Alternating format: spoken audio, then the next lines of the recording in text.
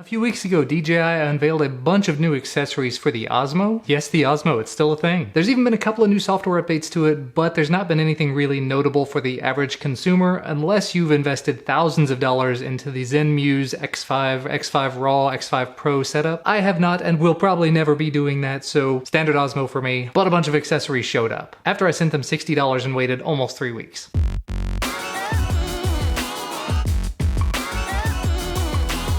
Some of these are brand new, some of these have been out for a little while, and I'm just getting my hands on them, but I thought we'd just go through what I got. So let's get started. Now the ones that were most interesting to me effectively add external power ability. So first up you have spare part number 49, the external battery extender. You have Chinese and English quick start guides, and then the device itself. This is basically a replacement for your battery with a little external power adapter. And of course you can't use this with the existing Osmo because the base of the Osmo doesn't have any sort of protrusion or a way for the cord to get out. So they also included a spare base. You just pop off the bottom one, pop this one on. Hopefully it's fairly straightforward. It says use a pin or a sharp object to slide the spring needle on the hinge of the battery cover left. So basically I'm gonna have to have a sharp object to slide that over. Got it. All right, that was a little bit more straightforward than I thought it was going to be. It's basically kind of like a watch where you've got this little pin in here. You just kind of have to move back with a knife or a pin or a screwdriver head or something teeny tiny. And it just pops out like that. And the new one should just pop in place in very much the same way. Oh yeah, that was super easy once I knew what to do. Solid. But now the base of the Osmo has a little hole in it, which allows the cable to come out. So you just pop the Osmo battery out, pop the new dummy battery in place, and then close the door.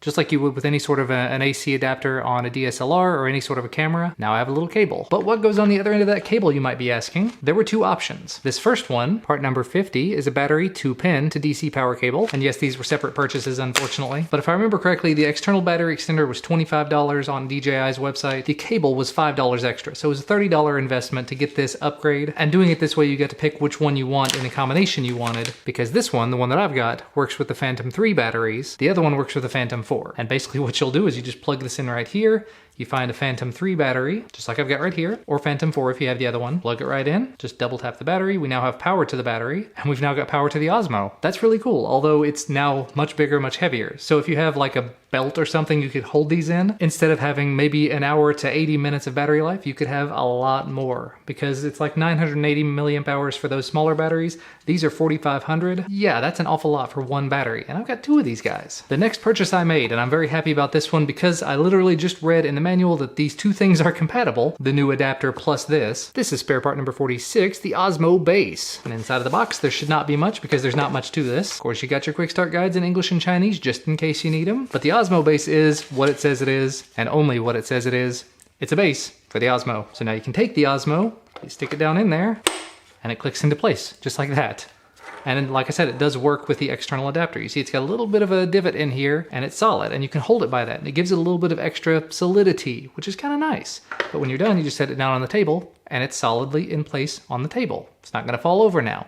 So if you wanted to do long time lapses and you didn't want to use a tripod, you could use this. And the base was 10 bucks. Not bad. And the last accessory that I purchased, spare part number 38, the quick release 360 mic mount. Looks something like this. Little teeny tiny Chinese and English manuals, box within a box. I hate to say it, but that's much more plasticky than I really figured it was gonna be. But there it is, black DJI branding, just grips on basically like this, and it's actually got two cold shoes on it. But while you've got everything extended and your phone in place, you should be able to just slide it on like this, put your mic in right there, or on the bottom, and you're good to go.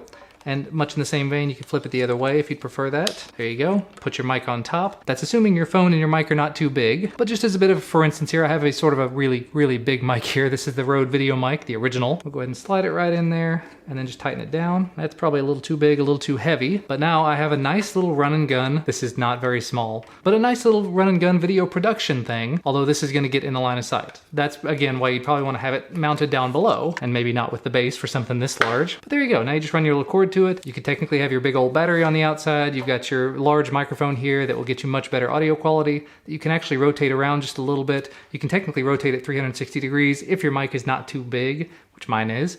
But if you're using something smaller like the Rode Video Mic Go or any of the smaller Audio-Technica mics that will fit into this smaller space, you just rotate it around, no problems. As it stands though, not a bad option, not a bad setup. Lots and lots of flexibility, which is one of the things I really liked about the idea of the Osmo when I first picked it up. Now I think these are going to be available on a bunch of different websites. I don't know what the pricing is going to be. I'll try to find the best pricing for all these that I can and put them down in the description. But so far I do have to say I'm very pleased with these purchases. I think it was $50 total for all the items and then $10 for shipping, so $60 shipped. To add in the ability to use external batteries, to hang a microphone off of it, to give it a new base, very, very nice. So if you have the Osmo, let me know what you're using it for at this point. I've been trying to find other ways to use mine. I do have some ideas, but that's going to be about all from me for today. As always, thank you guys so much for watching. Remember to leave a thumbs up down below the video if you liked it and subscribe to receive more. We'll see you again next time.